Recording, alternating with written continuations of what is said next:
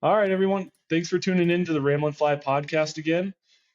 We are 4 episodes in, and Adam and I are realizing that we have two main different audiences. We've got the guys that are a bit newer to fly fishing, are looking for maybe what some industry veterans would call basic tips or maybe some intermediate tips.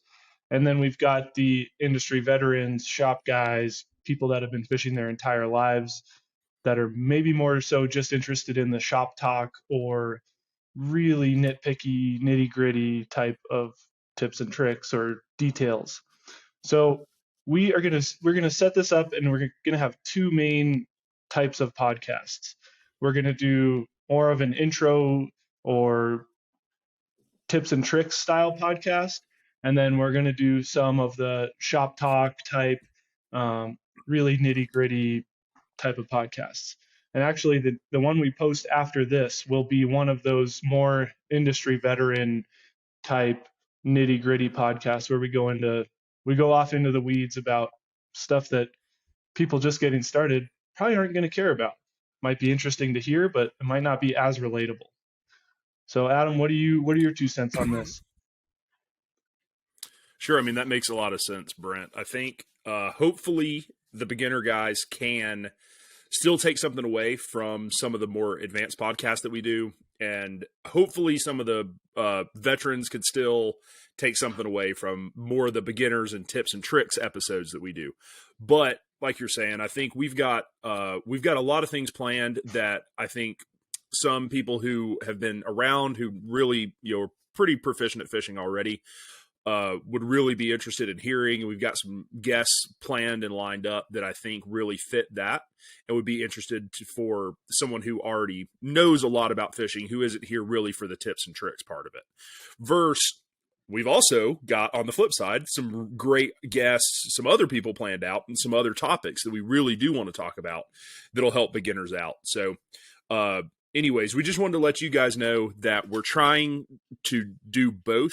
And from here, we really would like to kind of classify each of our episodes as a, whether it's maybe a beginner, more built for beginners, or more built for industry or experts. How does that sound, Brent?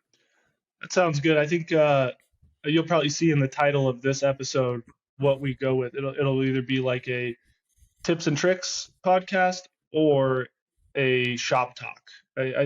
Those two classifications might work. So I like that. So I think the regular folks hopefully can still get something out of shop talk. But there may be a little less. It may not be as relatable. There may be some stuff in there that we dive into that, you're not really familiar with. But certainly if you can watch, you want to hang out and kind of power through some of them, I think you might pick up some interesting information. But anyways, I think that would help. That will help our viewers out so that you don't get discouraged about, well, man, these guys are talking about stuff that I don't really understand. Or on the flip side, if you are in the industry and you want to talk about some industry stuff and listen to a podcast that has some cool talk about what's going on, then you're not, stuck listening to tips and tricks that you might not need. Yeah, it sounds just about right. So anyway, moving forward, we're going to classify each of the podcasts in one of two categories. It's going to be a little bit more beginner or tips and tricks, and then maybe a bit more advanced or shop talk. So look for that moving forward, and hope you guys enjoy the episode coming up. Coming at you live from Salt Lake and Montana simultaneously. We each have our own audience here in front of us. Yeah, you can't see them, 50 but people. Yeah, I've got, I don't know, probably 51 that showed out for. Well, guys, welcome to today's episode of the RamblinFly. Today we're going to be talking about gear. So hopefully you guys had a great Christmas, some happy holidays, got some good family time, got loaded up on some feel good, got some good stuff for your soul going, and hopefully, if you're lucky, you maybe got either some brand new fishing gear or some money that you can purchase some new fishing gear with. Or if you're like me, for Christmas, my wife just gave me a pass to purchase some fishing gear for myself. So wanted to do a podcast today all about gear, talk about some of the different options out there, maybe give you some hints and tips, review some of our favorite gear. We get asked a bazillion questions all about gear. So wanted to do a quick little podcast today on some gear, maybe give you guys some ideas if you are looking to grab some new stuff for fishing season. Hopefully this podcast will help you out. AKA all year. Well, Brent? Because fishing season all year. Stop Fishing season like every day. Yeah, I mean, let's roll into it. Let's go over some of our favorite products. I like to talk about the big stuff, rods, reels. We can talk a bit about fly tying gear. That's a bit of a fun niche-y one, but yeah, Adam, what do you want to start with? Well, figured we'd start out here with so like what features are you looking for in a reel? Maybe figured both of us could just run through and answer this. Maybe we could even say like break it up in fresh water and salt water.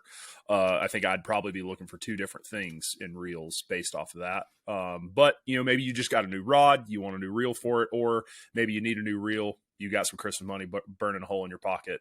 You want to pick a new reel. Brent, if you were walking into a fly shop, they had the reel case. What would you be looking for in a reel if you went into a fly shop? Yeah, let's start with freshwater. Most of us will definitely use the freshwater stuff more. As far as the freshwater reel goes, I'm looking for a large arbor, like as big of an arbor as I can get, and as light as possible. Freshwater, you're casting way, way more than in the salt. So, one reel I was actually really surprised with, because it's not a fully sealed drag, is the Ross Evo Ltx. That thing is super light. Yeah. Really large arbor. I run like a 7 weight size reel on my 5 and 6 weights. And it's still lighter than a lot of the other ones. It's not. So Brent, maybe we should ask for some of the folks out here, because I would know the answer to this, but why do you like a large arbor reel is for freshwater? Isn't that something that maybe you would see more for a saltwater reel? Why are you looking for that for fresh? Well, yeah, I like it for both fresh and saltwater, but just when you do set the hook and you have a pile of slack out, like we always do trout fishing, you can wind it up onto the reel quicker if you do want to put the fish on the reel. And then it also doesn't leave as much memory in the fly line, just because it's less tight of a circle. So those are the two main reasons. And I feel like I have a more substantial reel just because it's bigger. So anyway, those are the main reasons. But now I am curious, when you're doing your large arbor reel, do you if you say you're using like a 7 weight reel on a 5 weight rod, do you do less backing, or do you still try to fill it all the way up with backing? Obviously, the more backing there is, especially if that gets wet, the heavier that thing is going to get. So do you try to save some weight with the backing and only put, how many of us have really seen our backing if you're trout fishing or smallmouth fishing? Yeah, the truth is the backing doesn't matter. I can count on probably 2 hands how many times I've gone into the backing on a trout. Yeah, trout fishing, you're super lucky if the backing matters. On that Evo Ltx, I have a decent bit of backing on it, like not an exorbitant amount, but I do want to fill it up as much as I can. But that thing has tons of gaps in it, so the water drains out and dries out of the backing really fast. But on some other reels that have a more solid arbor, the backing won't dry as quick. So yeah, I'll run less backing on those guys, just so you don't get that water weight when you dump it in the river. Yeah. Well, that's good. What about for salt? Are you kind of looking for something pretty similar for saltwater? Yeah, large arbor, as big as you can get, and then way more important to have a sealed drag, because I'm not the best at cleaning my gear, and I don't want the salt corroding all the discs. But yeah, I mean, if you're doing like a bonefish, redfish thing, you don't need the strongest drag in the world. So you have a little bit more options as far as reels go if you're kind of doing the 7, 8, maybe 9 weight game in the salt. But yeah, once you get up to the 10, 11, 12 weight fish, then you probably want to pick the drag you have the most confidence in. Yeah. I go back and forth between thinking cork is the best and then maybe some of the more modern disc drags. Hard to argue with some of the new disc drags. They don't seem to fail too often. That's true.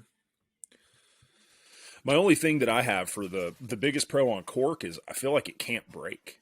If you got down, if you were on a saltwater fishing trip somewhere and you like a lot of us, you might not be able to buy 6 saltwater reels that you dedicate to saltwater fishing. So, if you put all your money into one reel, you get down to southern Florida or Belize or, who knows where you are, somewhere in Mexico, and your reel fails. I feel like you could figure something. There's some sort of patch that you could figure out on those cork reels, those disc reels. If that thing messes up, I mean, it's got to go back to the shop. Right. Yeah. You could potentially jerry rig something on those cork reels just because it's literally a screw pulling things together. So, yeah. Right. Yeah. It's just a bolt. Yep. I mean, how do you mess that up? Well, you could strip it. I don't know. Something I have thought about. But I think I'm pretty similar with you on freshwater stuff. I think weight matters a lot since you are casting all day versus when you're saltwater fishing, you're probably not casting, but I mean, hopefully you're casting a lot, but a dozen casts a day is, would be a good day. So, especially for stuff that you're sight fishing too. So I think I'm pretty similar with freshwater. I want something lightweight. And like you said too, bigger. I want a bigger reel than a smaller reel, but it also kind of has to somewhat match my rod. Like you're saying, if you're going to go for a big reel, it's got to be lightweight for me. Yep. Definitely has to be a really lightweight reel to be able to handle that. And I'm just like you. Even if I do bump up to those bigger reel sizes, I don't fill it all the way to the top with backing. So I get the benefits of having the larger spool, but I don't it won't be full at all. It may be halfway full on some of my reels because you will never, ever, ever need 200 yards of backing in a river. Like that just, I mean, maybe if you're carp fishing or something, I mean, there's always some exceptions to the rules, but if you're out trout fishing, you just don't need it. The other nice thing, obviously have a little bit of backing in there, but totally. The other nice thing about halfway filling it is you have a lot of extra room on the reel. So when you do set the hook and you're like spinning the reel to pick up all your slack line, it can be a little messier and not get jammed in between the frame and the spool. So. Right.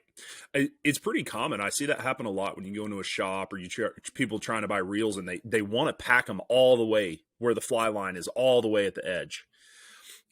I mean, for saltwater fishing, absolutely. If you're going to do that, I mean, have as much backing as you can on that reel. I mean, there's times I've hooked into saltwater fishing that we had to turn the boat motor on to chase this fish down.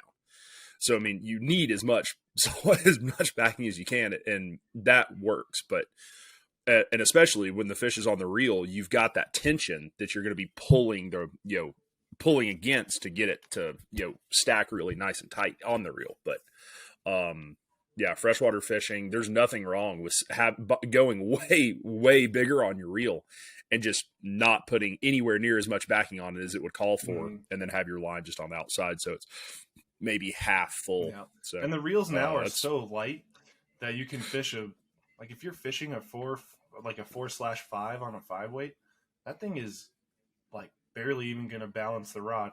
And balance isn't everything in normal casting. Euro nymphing, it's much more of a thing. But anyway, I got one. Yeah, you see those guys. You see those guys at the shop who are trying to balance the rod with their reel on the cork and figuring out where the fulcrum. There's your vocab word of the day. The fulcrum, trying to figure out, kind of where the balance is best between the rod and the line, or the rod and the reel. I don't do any of that. I mean, like you said, I think that's obviously important for Euro nymphing and stuff that you're holding up. I mean, if you're holding it up over your arm all day like this and doing that kind of thing, yeah, that your reel probably does, weight probably does become more important than that. But for what we do with casting down here, streamer fishing, that kind of stuff, I'm not worried about it. I got the one more important question on reels and backing. What's the best color backing performance wise? Performance wise, the best one is the Jamaican Rasta color, where it's the yellow, what is yellow, red, and green. Yeah. That's the best backing color that as far as performance goes, just pure performance. That's the best one. I know that the second runner up to that would be the red, white, and blue. Red, white, and blue is the runner up. That'll stop fish. Depends on where you're at. Yeah. Oh, yeah. Depends on where you're at. I feel like whether the Rasta or the USA backing is going to be the best. Yeah. No, it's a regional thing. It's a regional thing. Small side note: do you ever use gel spun versus Dacron? Do you have a preference on either of those? Trout reels, no. In the saltwater, definitely either a gel spun or I've been using Power Pro as well. It's like a braided fishing line, and that has a little bit more abrasion resistance than the ultra thin gel spuns, so less easy to get. That gel spun will cut you. Yeah. If you touch that stuff and you've hooked into something in the salt water that is swimming away from you, and you touch that freaking back, and it'll slice you open. That is not a fun cut, for sure. Like right in between the fingers. Yeah, I did it right there one day. Oh, it was awful. The next day of fishing was so bad trying to strip. I was having to use different fingers, stripping line like from down here with this. It was awful. That sounds horrible. But I do like the gel spun. If you are worried about how much backing you can fit on your reel and you feel like you want a lot of backing, that gel spun's nice because it is pretty waterproof because of the gel, but then also is a smaller diameter to be stronger than Dacron. So if you do want to fill up your spool with gel, you could get more yards for the same amount of diameter as Dacron. Yep. So yeah, you can fit a pile of gel spun on reels. Oh yeah, which is nice. Oh yeah, probably about an extra third, I would say. Yeah, I'm no mathologist, but I think probably I bet you'd be good with about putting an extra third on there. Probably it might be double. I haven't looked up the size of them yet. Well, one of you mathologists comment below. Tell us how much it is. That's definitely the right way to say it. Yeah. Oh, yeah. Another vocab word of the day. Mathology. I failed mathology when I was in school. Well, Brent, are you good on reels? Yeah. I mean, you good for the folks? I think you and I probably are going to wind up talking for him. I'm into reels, but I'm not into reels like I'm into rods. And I feel like, I don't know if for the people watching out here, Brent may or may not know something about fly rods. We're going to find out here in just a minute. But I feel like you and I might end up taking a majority of this podcast up with this next question. Brent, what are you looking for in a rod? Such a loaded question. It is. Well, it's hard because there's going to be the people that want to get the Swiss Army knife, the one rod, and if you're going to do that, I would say go faster than, like, go with a faster rod than I would if you're getting really specific on the purpose for the rod. Faster rod, your casting would need to improve a bit to be able to do some things, but for the most part, having that faster rod makes it more versatile because you can power through things, but you could also slow down, open the loop up, and still be able to manage it with a faster rod. Whereas if you're using a slower rod, then you can't really punch on it and keep a tight loop. It'll start tailing a little bit.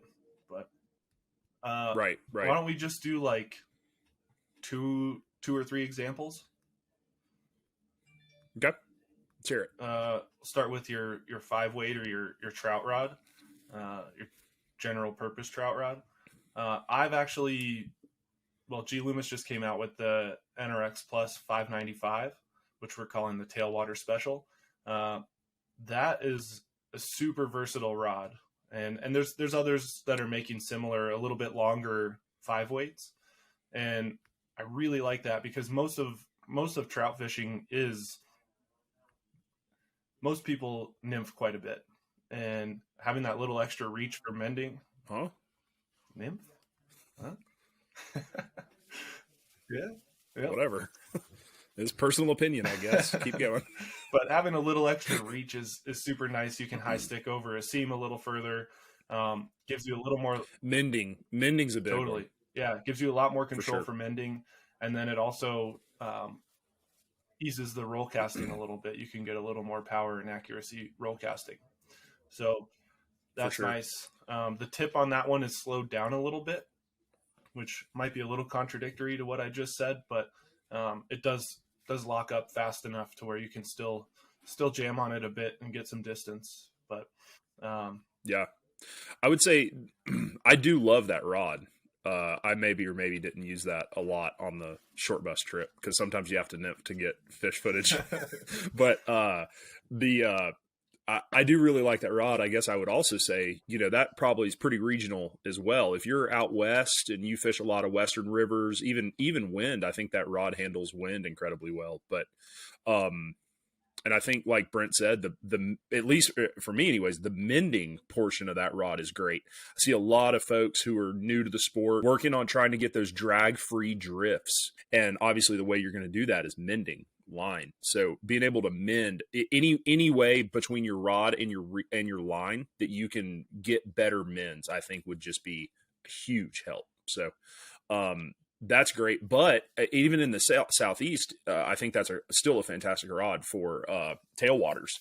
But if you live in North Carolina, you live in northern Georgia, or if maybe you live in Colorado and you love to do a lot of like high mountain stream stuff, that may not be the rod for you. Right. So if you are fishing a little bit bigger water, you generally have the ability to back cast, then I think that that rod Brent said would be a great one for you. Yeah, that's a fun one. It's a little bit different than your standard 9-foot 5 weight. So pretty sweet. Yep. I think we covered it last week. For streamer rods, I guess we didn't really talk about like a specific rod or a specific action in a streamer rod. Do you want to go down the like saltwater taper versus a freshwater streamer taper? Sure. There's a few options on the market. What you got? Yeah, there are. Yeah, so for a while everyone was using saltwater tapers to throw streamers with freshwater streamers like sinking lines and all that stuff. And a saltwater taper is actually softer at the tip, and then it gets stiff really fast towards the upper mid. And that's a really good way to keep your loop really tight because it's only bending just at the tip. So you have a really small loop, you can punch through the wind really well. But when you go to move the fly with the rod, kind of like a jerk strip, the tip is like a shock absorber, and it kind of deadens the animation you'd put into the fly. So your fly's not moving as sharp as it could if you're trying to really animate the fly. So the other part of that is when you go to lift the sinking lines, that tip is soft, and then you have, 8 feet, 7.5 feet of a lever that's pulling the line out of the water, but it's also pulling back on your arm. So it's kind of fatiguing to cast a saltwater taper all day when you're lifting out sinking lines. So like our NRX Plus swim fly and the IMX Pro streamer rods, they have a much different taper where the tip is really stiff, and then the midsection is a bit softer, and then it stiffens up in the butt section as well. But what that does is when you go to move the fly, that stiff tip doesn't deflect as much, so you get a more crisp animation into the fly, and you can get them to kick around a little bit better, the flies anyway. And then also when you're lifting your sinking lines, when you do go get tight to the fly and go to lift, instead of just the tip bending, you have like the whole mid bending, and then the whole tip will fling the line out of the water. So you let the rod do a lot of the work for you, and there's a shorter lever that's pulling on your arm. which makes it less fatiguing. So I think Sage makes a streamer taper as well, and Winston's they bend a bit deeper than others, so they end up working fairly well for streamers as well. But those the purpose-built streamer tapers I've been really enjoying for the past 3-ish years now. Yeah, I could think of a few different ones on the market. I don't know a lot about tapers like Brent does, but what I would say is what I notice is the stiffness of the action of the rod. And so I personally do not like very stiff action fly rods. It's all personal preference. I'm probably in a smaller category than a lot of people are because I enjoy soft fly rods. And especially, I think this is kind of where I grew up, throwing big flies on really, really small, I mean, not really small, like out of a boat, but short casts. Very short casts, but you still have to be able to load a rod, be accurate. So I like short rods because they load up quicker. And, I think this is going to bring us into a great point here, but most casts that you make, I mean, unless you're fishing maybe some really big rivers out west, but most casts that you're going to make are 20 to 30 feet. I mean, I can cast a streamer rod 100 feet. You can cast, a 7-weight, you can cast an entire length of the fly line, but how often do you do that? In the saltwater? Maybe. Never for me. In the saltwater, sure. Yeah, you might have some, 60, 80-foot casts, maybe, if you can see that far. I can't. It doesn't matter. My saltwater casts are generally 4 to 6 feet. I'm just like, oh, there it is. Finally saw it. Finally saw it right here at the boat. Too? Generally, yeah. You are a big Euro guy. Yeah, I am. I think it's because I live in Utah. People know that, so they reach out to me on Instagram and ask me about nymphing, like I'm some sort of nymphing expert. Anyways, but I think I like those soft rods because I can actually get a feel for them at that like 20-foot mark. You can load those streamer specific rods versus like what you're talking about with those saltwater tapers. You may need 20 to 30 feet of line to be able to load that rod properly. Is that true? Is that pretty fair to say? It's kind of interesting when just the tip bends. The fly line will bend that tip section. It won't take all that much line to bend the tip section, but you're not getting much power just out of the tip. So you have to bend the rod down into the butt section, which takes either a lot of line speed or a lot of line mass. So you need to have more line out. And that's why the streamer taper or the saltwater tapers are a little bit harder to cast. But the streamer taper that has the stiffer tip section and softer mid, that tip acts like a lever and bends the mid for you. So it takes a little less effort to bend that as well. But then, if you do want to punch on it, you can work and get line speed or line mass to bend into the butt section. But the loop's not going to be as tight as a saltwater taper. So give and take there. Yeah, I don't understand the words, but I understand fishing them, and they are great if you are into streamer fishing. What about? Is there anything you want to bring up? Dry fly rods. We talked about nymphs. We talked about streamers. Do you want to mention some dries too?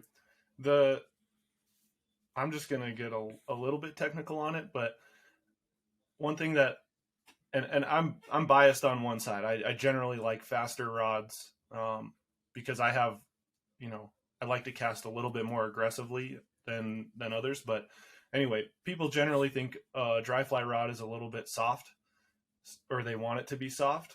And the reason likely being is that a softer rod will open the loop up a bit, and then you could set the fly down a little bit softer. So that's one reason why a softer rod might be good for dry fly fishing. But what I don't like about soft rods and dry fly fishing, if there's wind, that open loop gets blown around all the time. And if you punch on it a little too hard, you start tailing the loop, which will end up kicking and not straightening your leader out right. So you can collapse your loop pretty easy with them. So I'd prefer a bit faster of a taper for dry fly fishing because you can, when you're getting the line out, extending your cast, you can keep that tight loop and keep it in control. And then on the final payoff pitch, you can actually open the loop up by yourself and not let the rod do it. And then you can have control all the way through the cast and then open it up for that softer presentation. It takes a little bit more casting skill, but if you fish it a couple times, you'll get the hang of it. Yeah. You ever watch the movie The Shining? I know I've heard of it, but I can't remember it right now. Yeah.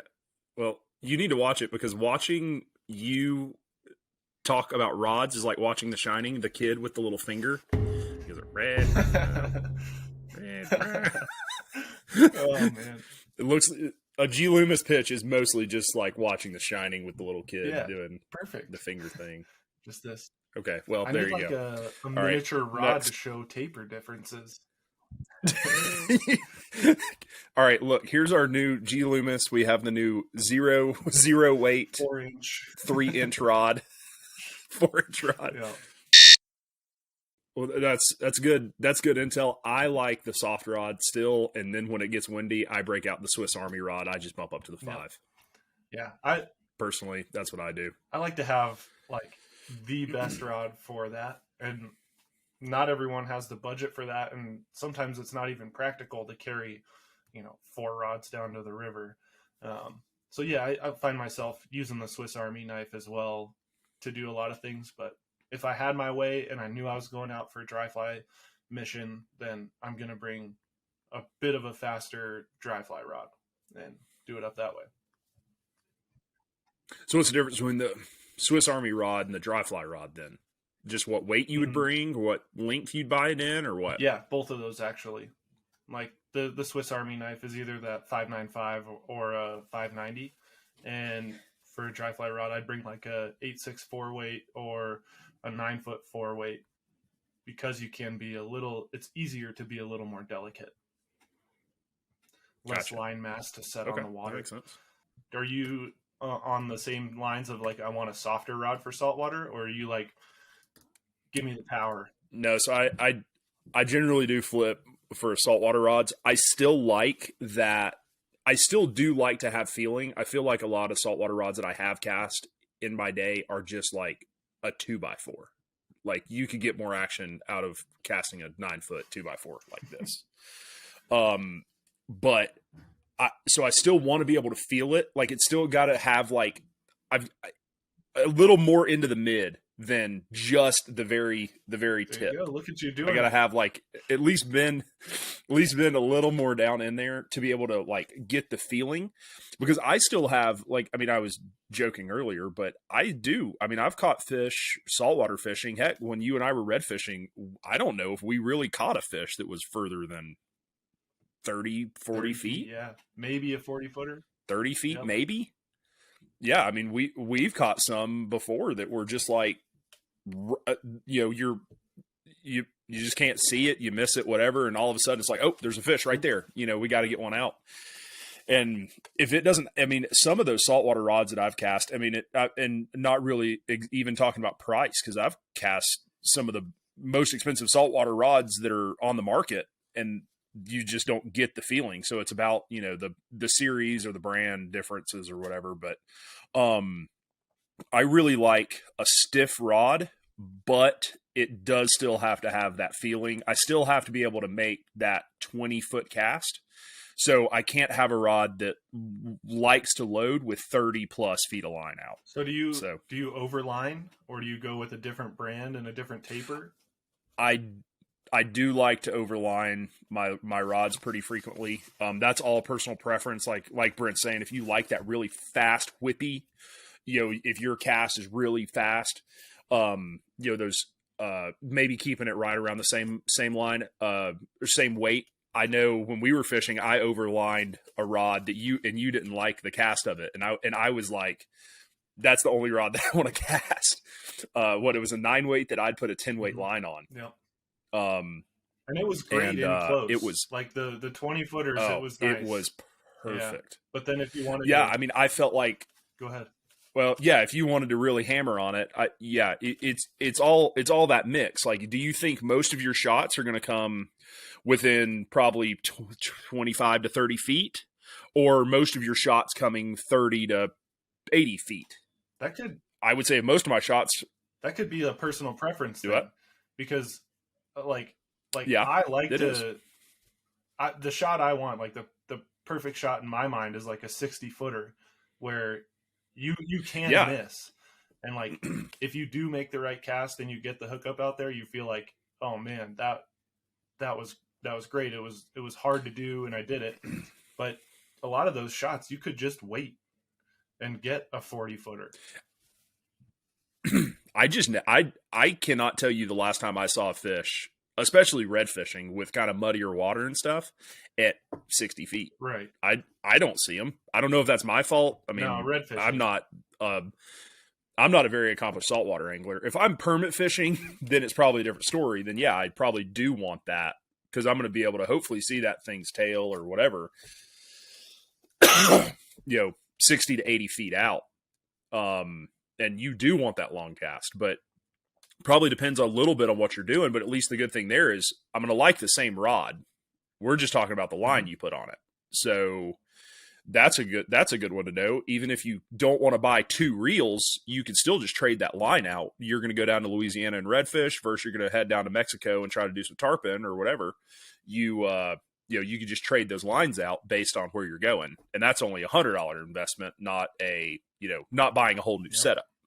Yeah, that's a good point. You can get like 2 totally different feelings out of a rod, or more than that, just depending what line you put on it. I still am more on the feeling, because I feel like the softer the rod is, the better presentation I get. And at least anyways, for me, just with the way that I cast and personally, I'm more accurate with a softer rod than a faster rod. So I feel like I'm able to put the fly where it needs to be better. But again, if I had a fast rod, I could put that fly better at 80 feet. But anything, closer in, I feel like I'm a little more deadly, that I can place that fly without spooking the fish. It's not going to, just splat the water, and I'm going to be able to get that fly where I need it to be. I'm going to be able to lead the fish better. I just have I've built up more of that confidence in being able to feel versus being able to get the distance. Because the distance is great. I mean, obviously the further that you can see the fish, the better you have a chance of not spooking the fish. But if I'm not able to drop that fly, 2 feet in front of it, if it's at 80 feet and I'm dropping it, a foot behind the fish, then it doesn't matter. Then what's the point? So, it's always a tough call, but I've just found myself, I like that softer rod, and even extending, really trying to get into it. I mean, I can still cast, an upline rod 100 feet. I mean, you still cast it the entire length of the fly line, but definitely I would say right around that 50 to 60 foot mark, I probably would switch to say, okay, I would rather have the true to line size underlined or the true line. I never underline a rod. It would always be true to line or plus one. One thing I do want to specify, just before we move on, you're talking about slower rods. That's not necessarily like a medium action or, a deeper flexing rod, because that 9-weight you were using, is about as fast as it gets. I mean, that's the NRX plus like full saltwater taper, which is just flexy in the tip, but you put that 10-weight line on it, and it bends a little deeper into the mid, and it bends with less line out. So it's not necessarily like he's slowing down a fast action rod by overlining it, and then it gives you that versatility if you do want to put the true to weight line size on it.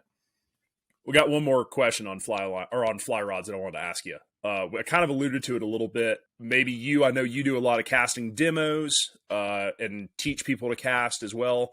I used to work in a fly shop where we would have people come in and test cast fly rods. Pretty much, unless you're buying a rod online, which I don't really recommend doing. Go in your local shop, ask them to cast the fly rod that you're looking at. What do you see? What is the proper technique, the right way? What should you look for when you are test casting a new fly rod?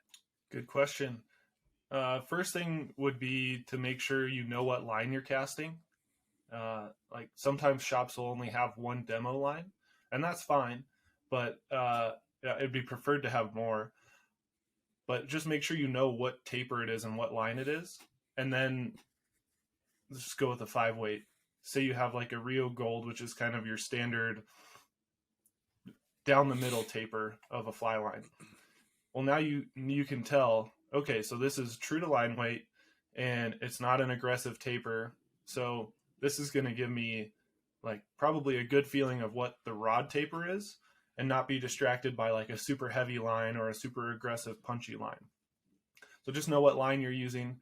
And then when you go out there, don't just strip all the line off the reel and see how far it'll cast. Unless you're casting like a 10-weight to try and figure out, yeah, I can bomb to this school of busting bait fish, then that doesn't do you much good. You're never casting 80 feet on a trout stream. So start. I do all the time. Yeah, that riser 80 feet down, like I'll get that. See him? You're like, yep, okay, got him. He's in the binos. No, start in close and see what that rod feels like with 10 feet of line out. That's a fairly realistic cast. You have 10 feet of line, 10 feet of leader. You'll get that shot a lot.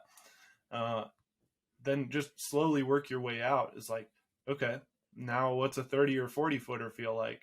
And then, okay, can I control the loop as long as I want at 40 feet, or does it start to get wonky at 40 feet? And then you might have, you might say, okay, well, this rod's too soft for my casting stroke, even though I think everyone should change their casting stroke based on the scenario on the river, but that's a whole nother topic.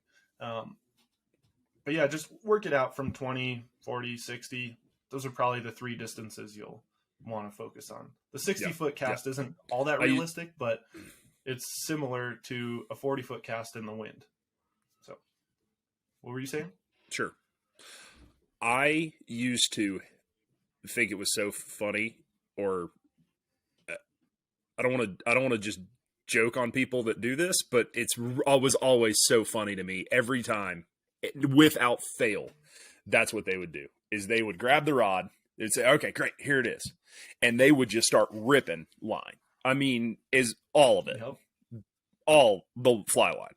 And then they would sit there, do, 10 false casts and try to cast 100 feet try to cast as far as they can with every rod. And you're like, what you're just like, okay, well, why? You're never going to do that again. Yeah, but it's fun. You're never going to do that if you're fishing. It's fun. Cool. It's like a party trick. You just dump the line in the parking cast.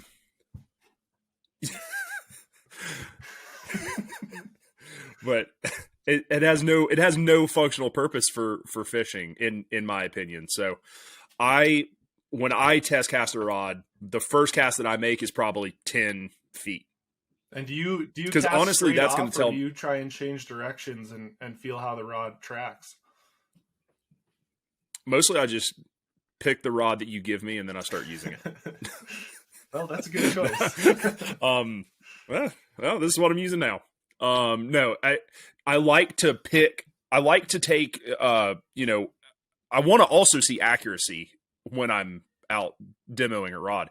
So a lot of times the first cast I'll take is probably straight, right around 10 feet. And that's honestly right there is going to tell me probably if I'm going to like the rod or if I have the right line on it. Because again, the wrong line on even the right rod will make it feel terrible. Mm-hmm. So, I might even recommend, if there is a fly line that you really like, you've already got a reel, you're like, man, I love this fly line, I just need to get a better better replacement rod for this. Bring your fly line and demo it on the shop's rod. Yep. See, Yep. you know, see if you Hopefully like, they have see if some that works grass for you. out But there, anyways, you're not gonna kill some your grass or line water, but casting it in the parking lot once or twice. You might have to clean it off, but you're not Right. gonna kill it doing that once or twice. But don't do it all the time. It's worth it to get the right rod to cast, you know. But anyways, that's an aside. I like that 10-foot cast, and then I'll start picking specific things. If I'm, you know, in the grass, I'll start picking a leaf or something, a little area, a little spot in the grass to cast at, so that I can test the accuracy on it. And then I start ramping up, and they'll say, okay, great, 10 foot, cool, and I can actually feel this a little bit. All right, great, let's get to 20. Okay, great. 20 is, because 10's probably not going to load most modern rods. So, but at least if there's a little bit of feeling there, that's great. 20 is where I start to look that I can actually feel the rod and be able to place a cast at about 20 feet. Generally, I mean, even I fish out of a boat a lot. Even then, I mean, you're just not going to be casting a lot more than 20 feet. So like to try that first. Then I kind of start ramping up, probably, I don't know, probably bump up to about 50 feet from there, and, you know, really actually start casting the rod, get a feel for it, make sure I'm accurate with it. I don't really ever test cast a rod past 50 feet. Every once in a while, I might strip it out and strip all the line and see if I can, you know, get it out to 100 or so. Just, that gives you it does tell you something. It gives you a little bit of an idea on, you know, the real taper of the rod, how much power it has. As Brent's saying, you know, casting 100 feet, you know, would kind of feel more like 60 feet with some wind, 50 feet with wind, maybe. So, I mean, I do like to know what that rod is really capable of at its longer ranges, but, you know, it's always pretty funny to me to see people just strip out as much line as possible, try to cast it as far as possible, and then be like, yep, this is it. I was able to cast it further than my current fly rod. One more point on this, while we're talking about parking lot casting. What I'll do sometimes is start out with like a mid-range 20-30 foot cast where there's enough line out that it's loading the rod, whether I'm jamming on it or whether I'm going soft and slow. You can tell a lot about the rod's carbon and resin and their recovery by going that short or long and soft casting stroke. And, you know, it's going to load the rod. Is the loop in control, long and soft? Okay, yeah, it's in control. Like, I feel like I can build a nice loop here. But what happens when you have some urgency behind the cast, like you see heads over there, and you speed your cast up and get that urgency to a more short and sharp cast? Does it start tailing? Does the rod start to wallow when you start punching on it, or does it snap right back and stay tracking true? So I'll go long and soft, and then quickly like shorten, sharpen it up, and see what the rod gives back. Like, is it going to keep up with me if I'm on the river and I have some urgency, or is it only going to be this slower casting stroke where it works well? Yep. And you'll find, because some of them will absolutely fold when you try to get that power in it. It'll just fold. Yep. Great point. Trying some different casts while you're out there. You know, try that dry fly cast. Stop real high, you know, real soft, let it, you know, unfold, see how, you know, soft you can be with the rod, and then also double haul and just see, you know, how much power can you give this rod until it until it folds. And some rods won't fold. Right. But if it won't fold, it's probably going to be pretty freaking awful at that little dry fly cast, where you just kind of flick it up there. So yeah, that's a great point. I always try a couple different casts at a couple different lengths to make sure, you know, just kind of get a good feel of what the rod's doing. And that really helps me dial in, like, okay, I know how I like to fish. I'm kind of envisioning the scenario that I'd be fishing this rod in, whether it's saltwater, whether it's streamer fishing. Maybe I'm looking for a dry fly rod. Maybe I am looking for that one Swiss Army rod. If I'm going to go wade all day, I can pick up this one rod and I'm going to be pretty good, pretty set with anything I'm going to run into on this river. So, you know, have that vision in your mind of how you like to fish, what you like to do. Then go try to replicate some of those scenarios that you're going to run into on the water. Yeah. Cast up underneath a bush. You know, if you fish around a lot and you've got a lot of, growth structure that, comes out over the water. And, a lot of times you want to be able to cast a little streamer up under it, find a bush in the parking lot or something like that, kind of be thinking of the scenarios that you fish with and say, okay, great. Here's kind of what we're doing. We're going to make sure that we can, that my rod will do that. Yeah. It's actually funny. When I'm trying to demo a streamer rod in the parking lot to show some shop guys or whatever, I had to put a totally different line, like a line I would never actually fish on that rod, to get it to feel somewhat like a water loaded, like a heavy watered fly. So right. Yeah, you gotta make sure you're making it as realistic as you can for what the river would be. Because a heavy dudgeon or a big deerhead fly full of water is going to be way different casting than, a little ball of yarn on the end of your rod in the parking lot. So right. And I would say a lot of fly shops I've been to are usually great with this. I would say I've had a few. If you have maybe a brand new employee who, they've pretty much just said, hey, grab a rod. If they want to cast it, put a reel on it, go cast. I would say some of it probably is going to depend on who you get, whether they're going to know a lot of this stuff themselves. But I don't know. I think we've kind of gone into some stuff that's maybe a little more advanced for some, for some folks and for some shop employees that, depending upon who it is. A lot of shops, though, especially if you start maybe getting into some more advanced, deeper questions, they'll have someone there who can say, okay, great. Who's not babysitting you in the parking lot with a fly rod. Who's saying, okay, great. Okay. This guy's got some questions I can't answer. I'm in over my head here. Let me grab someone for you. Or potentially even too, I don't know, with the COVID stuff, maybe call your fly shop and say, hey man, I've got some pretty in-depth questions about these fly lines. Do I need to set an appointment? Can I get an appointment with one of your shop guys? There is someone at your local shop that knows the answer to these questions. More than likely. So, So if you are really trying to get really in depth, really involved with it, maybe a great idea to give the shop a call, a little heads up beforehand and say, hey, I've got some really in-depth questions for someone with fly rods. Do I need to set an appointment for them? Could I, is there a good time that I can meet him or her, in the parking lot to cast these rods? Or ask us in the comments, message us on Instagram. Again, same thing. Give us as much detail as you can. We're happy to answer some of those questions and help you build a system to go test it out. Well, I think that kind of rolls us into fly lines. You were right. Maybe we did get in the weeds a little bit on the rods, but let's talk fly lines, and then we've only got one more question for you after that, so we'll start wrapping it up. Cool. You're headed out to the fly shop. You've got a new rod for Christmas, or you just bought a new rod. What would you look for in fly lines? I feel like fly lines are like one of the most received questions that we get. Mm-hmm. But anyways, take it away. Man, go to the shop with a very specific use case. Like, yes, the one that gets a little muddy on is your 9'5" weight Swiss Army knife rod, because you're not going to have a fly line that does everything the way you want it to. But even still, a 9'5" weight out west may have a different purpose than a 9'5" weight back east. Like, do you throw girdle bugs ever? Yeah.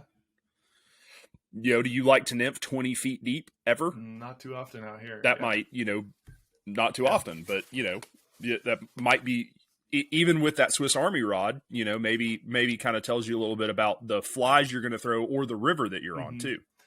Yeah. I mean, I'll start with like out west. Most of our fishing is nymphing. Hopefully we get some dry flies, and then there's always the streamer option as well.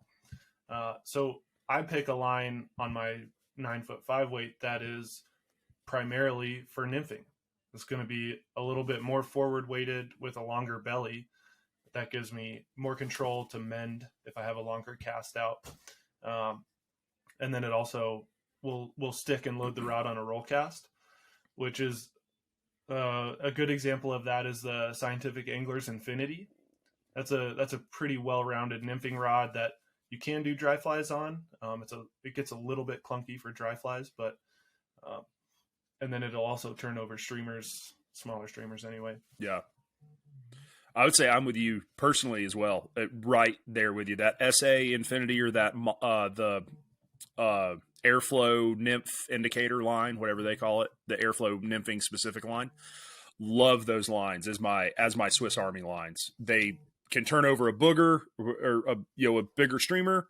They can turn over those heavy nymph rigs, and the dry drop rigs work well. I don't fish a lot of real techie dries, which is, you're right.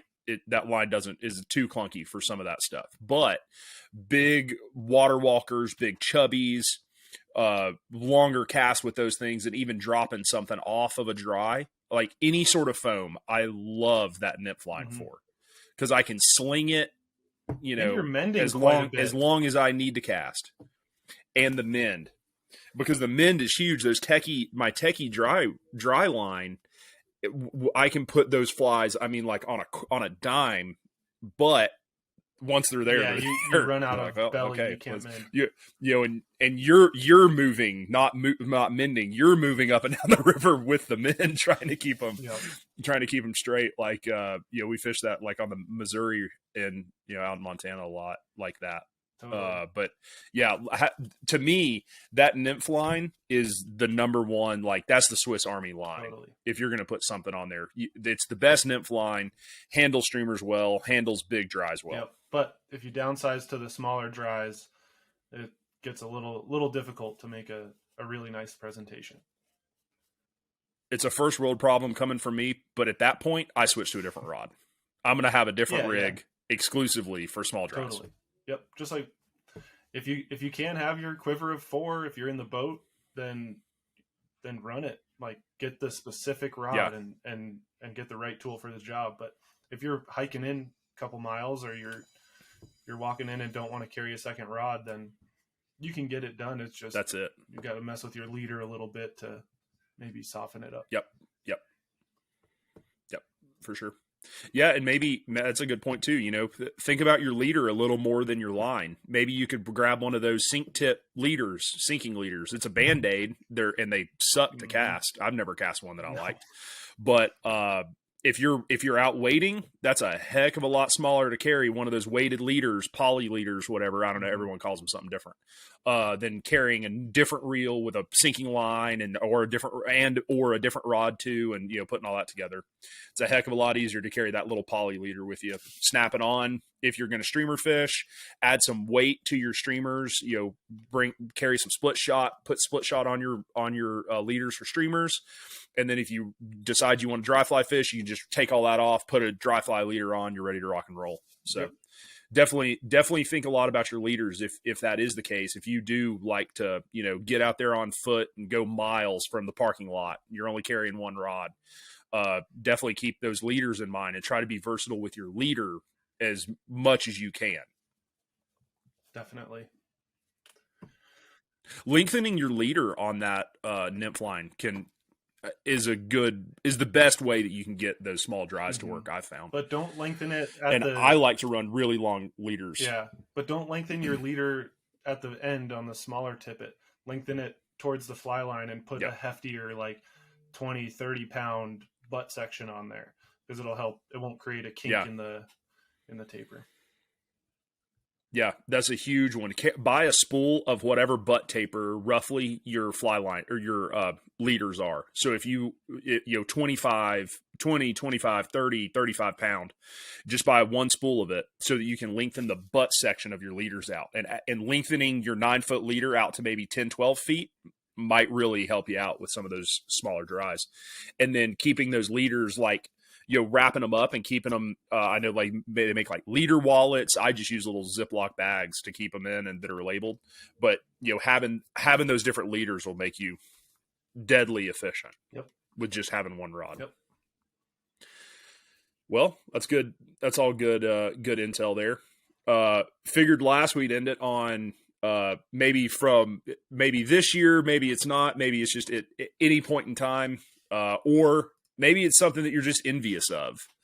What are your favorite fishing gadgets that you have? And I do want to break it into salt and freshwater too, because I feel like those would be different for me. I'll go first. Maybe like pick like, I don't know, one or two. Two. It's basically the same thing. And those Crocs from last episode. Well, I've already ordered 3 pairs of those. Not last episode, 2 episodes. Yeah. It's the stupidest thing, but it's also the coolest thing. The super expensive nippers that you wear in a lanyard, that is like totally unnecessary. You can buy like a $3 pair of clippers or use your teeth, which will cost you $20,000 in dentures. But no, I just love having the nice nippers. Number one, it's like my fashion, fly fishing fashion. It's jewelry. That's right. Yeah. But it also, when I have you're going to see Brent on the cover of Vogue next week with my $100 with those nippers on. But I don't know. I think it encourages me to use nippers more. If I have some cheap pair sitting in my bag, I just bite the line, and that's not good. But if I have a expensive pair of nippers around my neck, I'm like, oh, well, I got to use these, even though I don't really need to. Yep.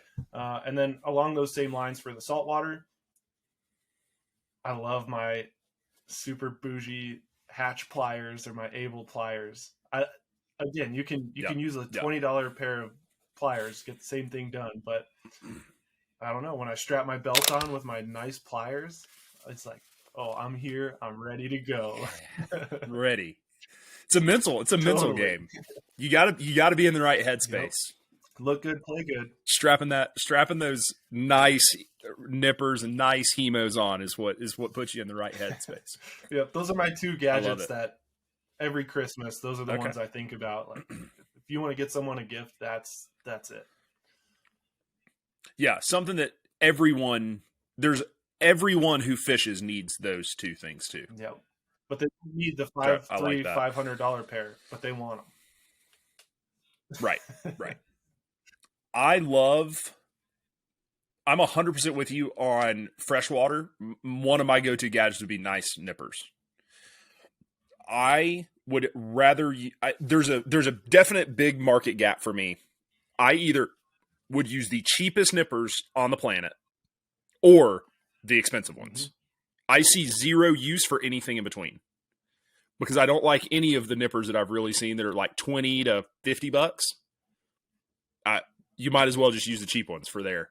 But then you get up like the really nice ones, the Able, the Hatch, the Sims. Sims makes an expensive one now. I don't know, whatever. Any of those, I love those nice nippers. And even for saltwater too, being able to cut through, and I just mentioned that butt section line. It is actually difficult to find a pair of nippers that is good for cutting 4 and 5X, and also that will cut 30 pound. Yep. I mean, the ones from like CVS or other than the $100 ones, those are the best at doing both, because they have that like lever thing that you can cut them with. Yep. But yeah, I'm kind of either, if you're going to have one pair, either, it sounds stupid, either buy the 25 or $2, 25 cent or $2 to $2 ones at Walmart, or have those nice ones, because you can cut everything, but from 50 all the way down to 4. So that would be my number one. And you know what, when I was guiding too, I really got into having it on a lanyard. I don't know. Where do you carry your nippers? Do you have them on like the necklace thing? Yep. From guiding, I can't like reach down, pick them up, like having them around my neck. Like I really got into that when I was guiding a lot, and man, I've never gotten out of it. Yeah. I love having the pair with the lanyard. And there's people that make cool lanyards too. Maybe not even for fly fishing. Maybe look at, I know duck hunters all have cool decked out lanyards. You're not cool unless you've got a cool lanyard. We need to put bands. I don't know. Look fish. At some other. Ooh, fish bands. Be like jewelry on your necklace. I'm just gonna get some made and just put them on my necklace and tell people that they're fish bands, and then I'm cool. Yep. What about saltwater? I like to try to convince people that I'm cool. Saltwater, you definitely need a pair of those hemos. A redfish will cut you up a little bit sometimes, especially the bigger ones. Bonefish and Permit have those freaking crushers in there. The first time I remember I was trying to get a fly out of a bonefish. I didn't bring the Hemos with me. And I had my finger down this thing's mouth trying to push that shrimp backwards, and it popped me in the finger. Holy shit, it hurts. Especially if you don't know it's coming. Right. Those little crushers they'll pop you with them. But having those is fine. I carry cheap pairs just because I lose them. Mm-hmm. Those things wind up in the water. I don't know. I don't care what I'm doing. Those things wind up in the water. I don't know, some fishing gadget. What about like a travel bag? That one always is my number 2. Oh yeah. I love that new Sims one I have. That's kind of like a duffel / backpack that I can carry. That thing is great. I was jealous That's a really of that good in New one. Orleans. Yeah, that thing is awesome. Really like that. So maybe one more. Another accessory that I keep around all the time is pretty simple. Well, it's very simple. I'll find it for you. So I have it right here because I was using it this morning when I was tying these flies. Like waiting. Oh, here it is. Here it is. See, people think fly fishing stuff has to be expensive. It's not. This is a tiny little comb thing. You see, it's got bristles right here. I don't know. My camera's kind of blinding it out. These little metal bristles. I carry one of these with me in my bag all the time. This one folds. I don't know. I'm pretty nerdy. I got this one's actually super glued, so it doesn't fold. But I've got other ones that do fold in. I keep these in my bag and in my boat box. If you streamer fish a lot, being able, or even nymphing too, or dries with dubbing, being able to brush these things back out is huge. And carrying a little brush around with me, crab patterns even, like if you catch a redfish and it chews the freaking thing to hell, being able to brush it back out and everything makes your flies, at least for me, makes me keep. I don't know if it makes them last longer, but it makes them look better when they're getting back in the water. Like you may have that zonker, that brown trout chewed up, and now it's kind of in a big mess. You brush it back out. Yep. I don't know. That'd be another one for me. Those are like $4 on Amazon for those little brushes. You get that on Amazon? And well, yeah, I don't. My local fly shop doesn't carry. I think it's an eyebrow brush. Is what it is. It's got little metal bristles, and I think it's for. You can use them as a beard comb too. Oh yeah. So. Get my mustache right. Oh man, I should have used it before this podcast. But anyways, I keep some of these around, and that thing's super helpful for me. That's a neat little gadget that's not specifically fly fishing. That's about as gadgety as it gets. But I use it for tying all the time too. Yep. Cool. I don't know if that's what you wanted, but there it was. That's what you got. Well, you got anything else for the folks, Brent? No, I hope everyone had a happy holiday, Merry Christmas, whatever you celebrate. I think we had some good tips in there. Yeah, the happy Toyota-thon. Honda days. Lexus December. Oh, the Honda days. Yeah, happy Honda days.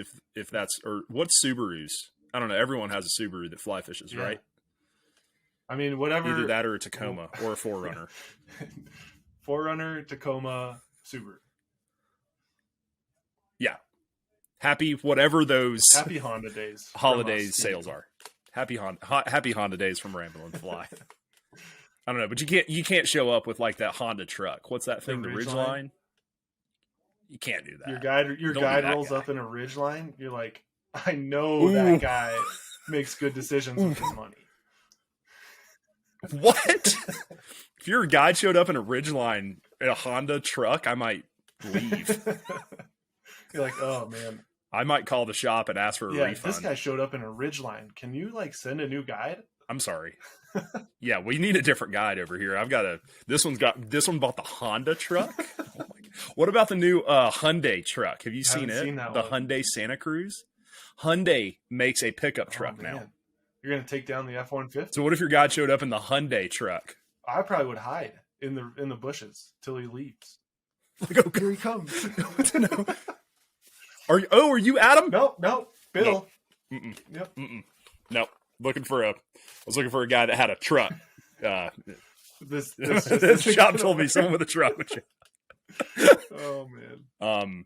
But Jeep makes a truck now. You could fly fish with the Jeep truck. You could get away with that one. That's like a mediocre pass. There you go. That's a soft pass. Yeah, this will work. Okay. Well, we really got to the bottom of a lot of stuff. If you actually wanted some good buying advice, just go ahead and skip to the end of the podcast. End. Yep. Yeah, skip to the very end. We needed that. Well, guys, we definitely appreciate you following along. If you have not, please make sure you like us on Instagram, RamblinFly. If you like this video, make sure you click the like button, subscribe to Blue Line to make sure that you get notifications when we post new ones. Please comment below and let us know what other tips you want to hear about, topics you want to hear about, or questions that you want us to answer. And then where are we at with Apple? Has Tim Cook come back and said that we can post stuff with him now? I missed his call. He left me a voicemail. Okay. We're still waiting to hear back from Tim Cook on the Apple, but we do have Spotify, right? We're rolling on Spotify. So if you're listening on Spotify, make sure you hop over on YouTube if you want to see any. Well, we really didn't have anything this week that you had to see. Oh yeah, we didn't even play a funny of the week. Well, I'm sorry, guys. We'll have to do two next week. We're all right. Yep, we'll do better. Sorry. I guess if you watch this, thanks so much for hopping on YouTube. If you watch it on Spotify, I'm sorry, there's nothing really for you on YouTube this week. But you can find us on YouTube at BlueLineCo_. Oh, sorry, that's Instagram. BlueLineCo period is us on YouTube. And also you can DM us on Instagram as well if you want to reach out, ask us questions, things like that there. Yep.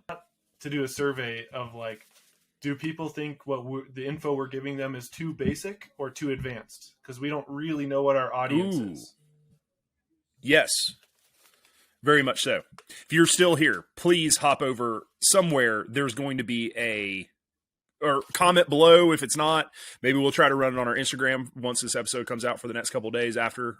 So if you're watching this, please let us know if you want to hear more advanced or less advanced stuff, or maybe we're doing a good job at doing a little bit of both. That's kind of what we've been doing. So Let us know where you're at with that. Want to know a little bit more about who's watching these videos. Like, are you guys wanting the tips for walking into the fly shop, or do you already know what you're walking in there for and you want us to get super geeky on like the difference between a 6-inch and an 8-inch 30-pound leader?